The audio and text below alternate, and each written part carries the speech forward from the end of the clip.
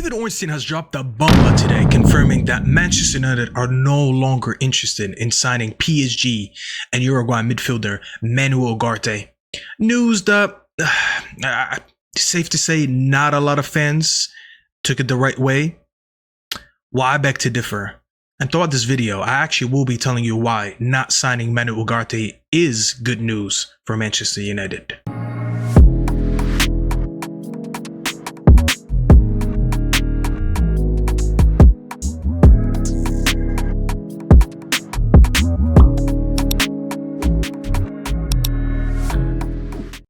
It was only weeks ago that Fabrizio tweeted that Manchester United have agreed personal terms with Ugarte, which to the excitement of a lot of fans, including myself, made us think that, well, does that mean that our midfield problems have been solved? Well, no. And here's why.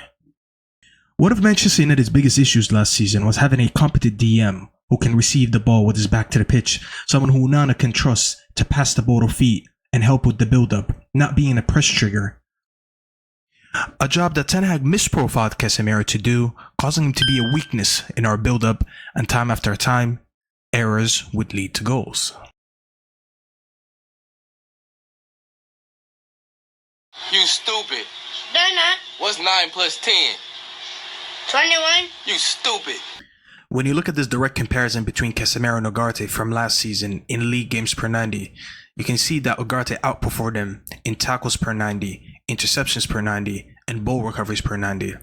Even going forward, he's averaged almost double the amount of dribbles completed and passing accuracy 91% to 82%. Now I know what you're thinking. You're probably thinking right now, doesn't that debunk my point? Doesn't that prove that Ugarte is an improvement on Casemiro?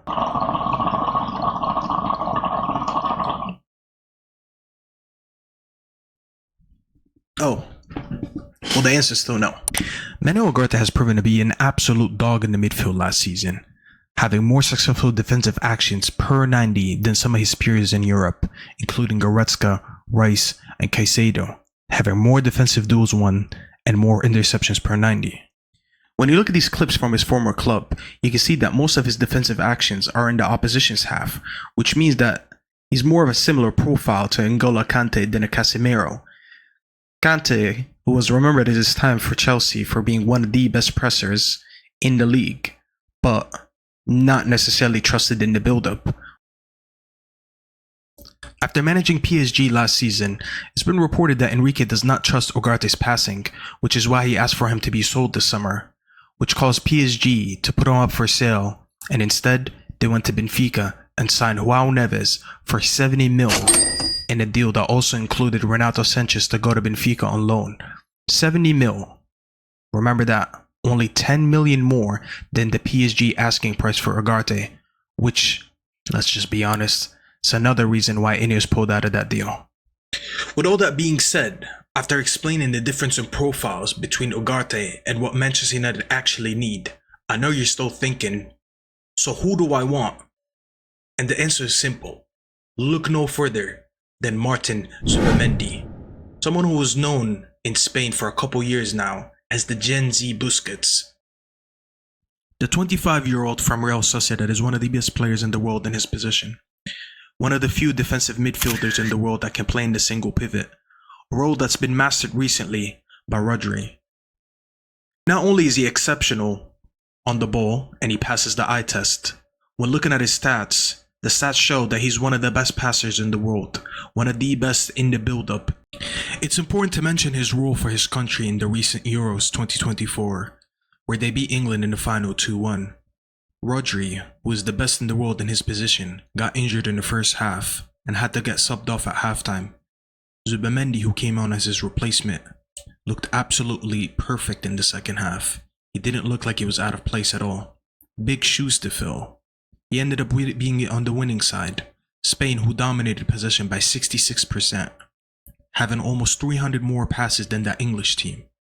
Played an integral part in that final. With all that being said, this video is not for me to say that Ugarte is a horrible player whatsoever, not at all.